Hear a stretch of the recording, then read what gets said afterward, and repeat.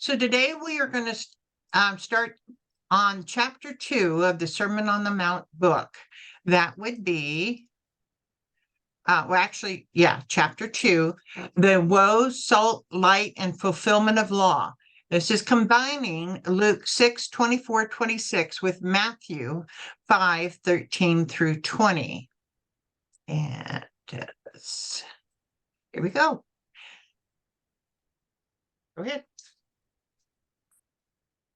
But woe to you who are rich, for you have received your consolation. So after the Beatitudes, Jesus issued 4 warnings to summon the crowd, and these relate to the Beatitudes themselves. A woe means a regret. It's not a threat or a curse. It's like saying, you will have regret if you go this path. These 4 woes appear as opposites of some of the Beatitudes, which helps us to understand what Jesus was talking about with these woes. The first woe is the opposite of Matthew 5:3. Blessed are the poor in spirit, for theirs is the kingdom of heaven. Question 1. If poor in spirit means humble, what would the opposite of humble be? Egotistic, impudent, assertive, high and mighty. Right. And in this case, rich can mean both the opposite of poor in spirit or actually rich in material goods. In both cases, if you're rich, do you think you need anything? No. The word consolation does not mean reward, but comfort. Notice the woe says you have received, as in by being rich, you have already received your consolation or comfort from your richness. There is no future benefit. So question 3, in this woe, Jesus is saying, if you are rich or Poor. Or also conceited, you have already received your consolation or Comfort. Yeah, you do not have the kingdom of Heaven. to look forward to. So woe to you who are rich or wealthy or think you have everything, because you have now received your consolation. If you're rewarded with all these wealthy things, your cars and everything, you've already received all your rewards here on earth. Then you're not going to be receiving rewards for what you've done in heaven. And for more understanding of this concept, go ahead and read Luke 16:19 through 31. Woe to you who are full, for you shall hunger. This woe appears to be the opposite of the following beatitude. Matthew 5:6. Blessed are those who hunger and thirst for righteousness, for they shall be filled. Question 1. In studying Matthew 5:6, we learn that righteousness is being like Jesus in thought, word, and deed. Can anyone be as righteous as Jesus? No. So if no one can be as righteous as Jesus, then in Luke 6:25, Jesus is not saying woe to those who are righteous, but those who think they are already righteous, who think they are already perfect like God. Jesus talks more about those who falsely think they are righteous in the following verses. Go ahead and read that. Woe to you, scribes and Pharisees, hypocrites, for you are like whitewashed tombs, which indeed appear beautiful outwardly, but inside are full of dead men's bones and uncleanliness. Even so, you also outwardly appear righteous to men, but inside you are full of hypocrisy and lawlessness. Right.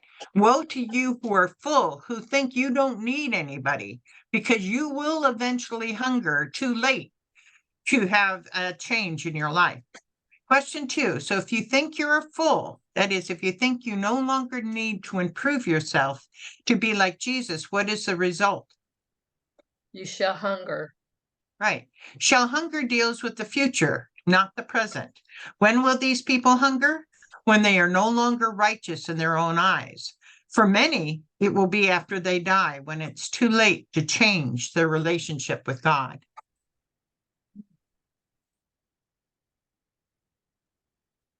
Woe to you who laugh now, for you shall mourn and weep. So this woe appears to be the opposite of the following beatitude. Go ahead and read that. Blessed are those who mourn, for they shall be comforted. In our study of Matthew 4, we realized that the mourning Jesus talked about was not of a loss of someone, but a realization of our condition without God. Question 1, if you were laughing, are you mourning? No, So Luke 6:25b is talking about those who do not realize their condition without God, who do not open their hearts to God and the salvation that Jesus brings.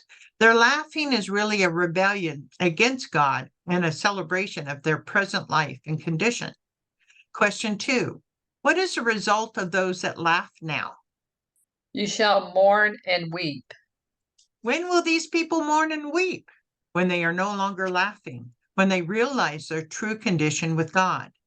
Sadly, for many, this will not be until they die, and then it will be too late to change their relationship with God. James says it well. Go ahead and read. Draw near to God, and he will draw near to you. Cleanse your hands, you sinners, and purify your hearts, you double-minded. Lament and mourn and weep. Let your laughter be turned to mourning and your joy to gloom. Humble yourselves in the sight of the Lord, and he will lift you up. I like that song. Yeah, I know. I like that song too. Go ahead. Woe to you when all men speak well of you, for so did their fathers to the false prophets. Right. This woe appears to be the opposite of the following beatitude. Go ahead and read. Blessed are you when they revile and persecute you, all kinds of evil against you falsely for my sake. Rejoice and be exceedingly glad, for great is your reward in heaven. For so they persecuted the prophets who were before you. Which often we think is happening in today's world now, actually. Question 1, do we like to be liked and admired? Yes. Question 2, which one would we prefer to have happen? To be liked and admired or be reviled and persecuted? Liked and admired. The difference between the false prophets and the true prophets in the Old Testament is that the false prophets usually told the people what they wanted to hear, telling them everything is fine and not to worry about their present sin. Question 3, who would you prefer to listen to? Someone who's telling you everything is fine, or someone who's telling you the truth that you were doing bad things? The truth. Yeah, the truth is really what we want to hear. Question 4, looking at both this woe and Matthew 5:11-12, is Jesus telling us to stand up for what is right, even if people will hate us and try to cause trouble for us? Yes. Question to ponder, is your faith strong enough to handle people hating you for it? Yeah, we see a lot of people already in the news that are standing up for their faith and all the persecution. The coach that finally got his job back because he prayed on the field, Yes. Can we be that strong? I don't know. I hope we're not all tested like that. After the Yeah. Beatitudes and the woes, the balance of the Sermon on the Mount is a collection of sayings and teachings to his disciples. You are the salt of the earth, but if the salt loses its flavor, how shall it be seasoned? It is then good for nothing but to be thrown out and trampled underfoot by men. Right. What is Jesus comparing his disciples to in this passage? Salt, And what are we to be salt to? the earth. Salt changes the flavor of whatever food it's added to. If Jesus compares us to salt, what is he saying to us, his disciples? Make a difference in the world we live in, our Christian life. Right, exactly. Yes, make a difference. And sometimes we can't see that difference. I just came back from the Gideon convention, and Gideons are sometimes, we try and we give out lots of Bibles, and yet the world seems to be getting worse. But maybe we don't realize what it would have been like if we didn't do that. Yeah. And then, It's Go always ahead. be loving and kind to people and strangers.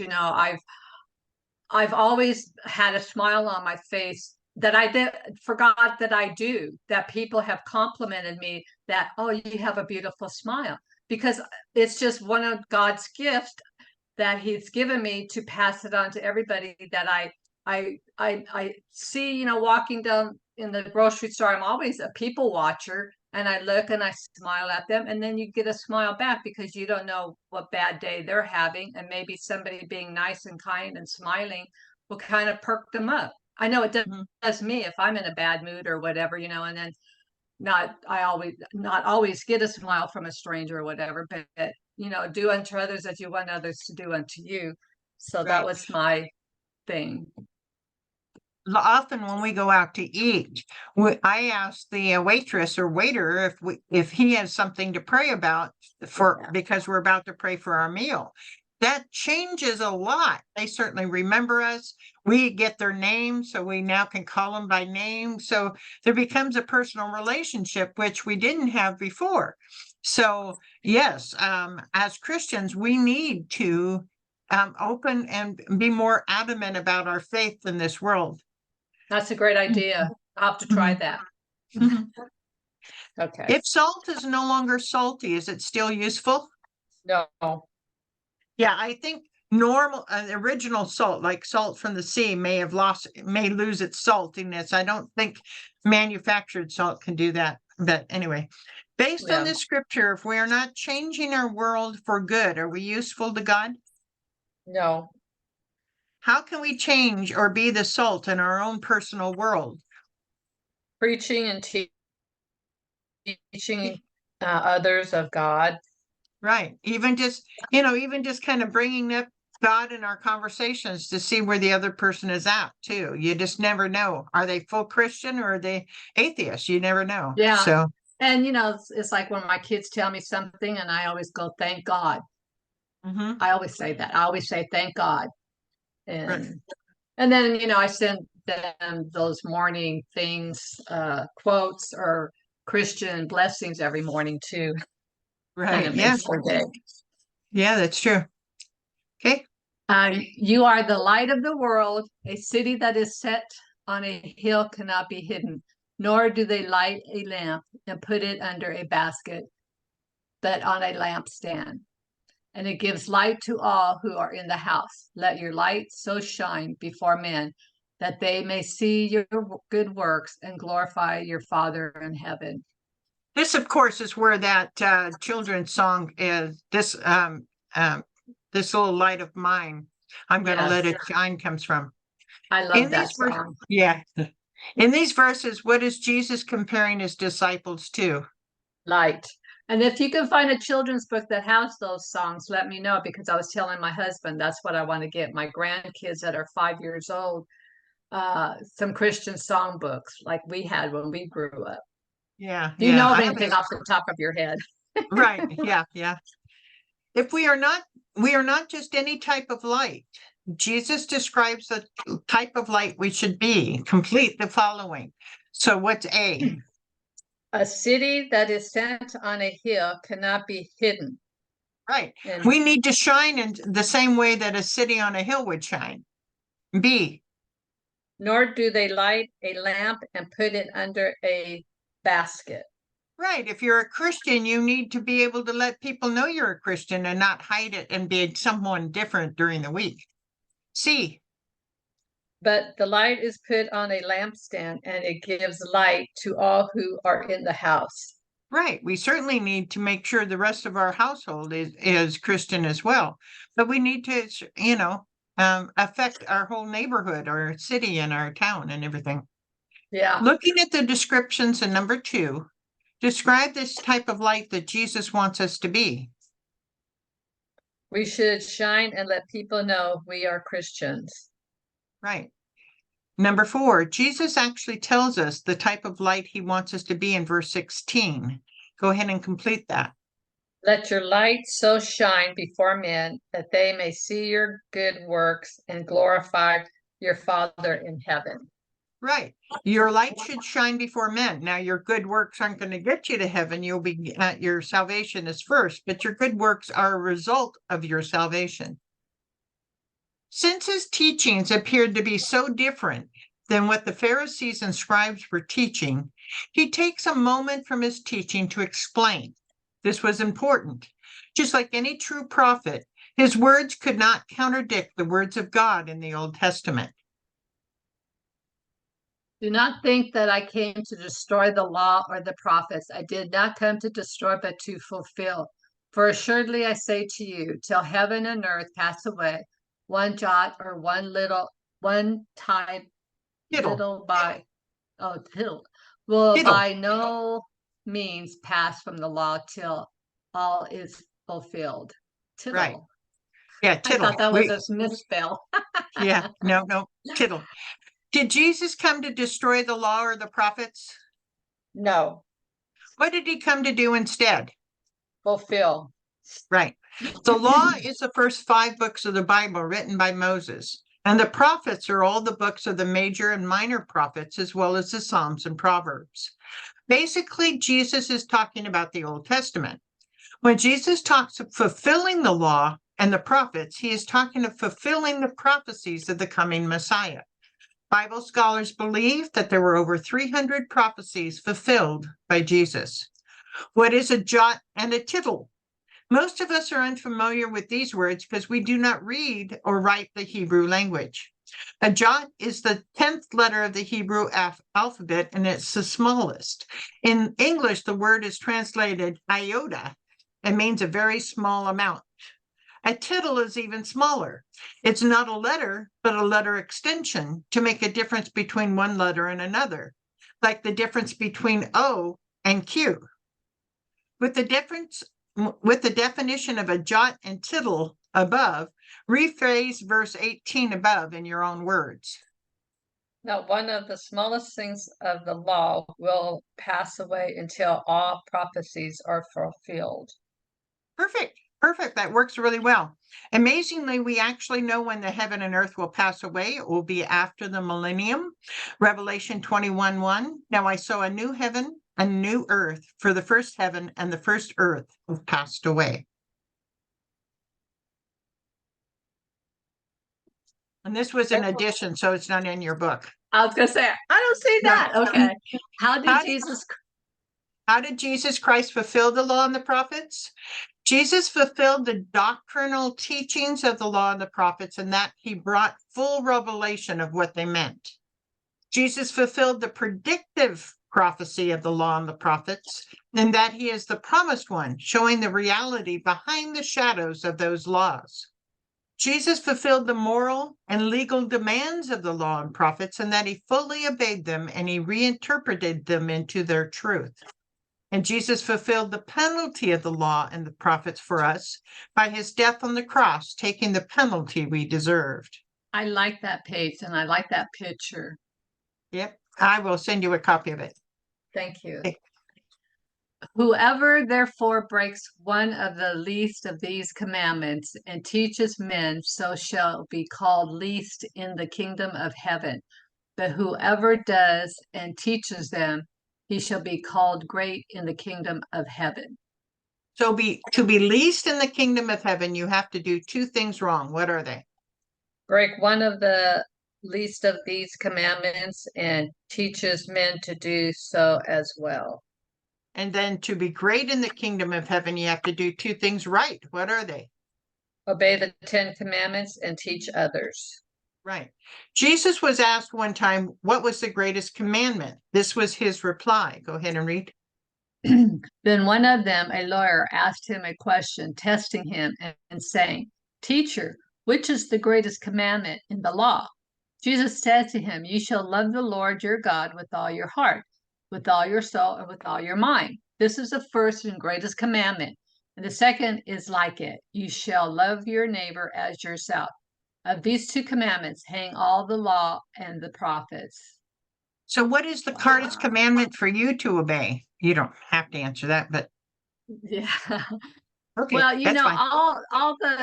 all the things that I don't really have a bad thing on it, but sometimes I find myself coveting, and I know I'm not supposed to because I wish I had what they had material wise. Mm-hmm.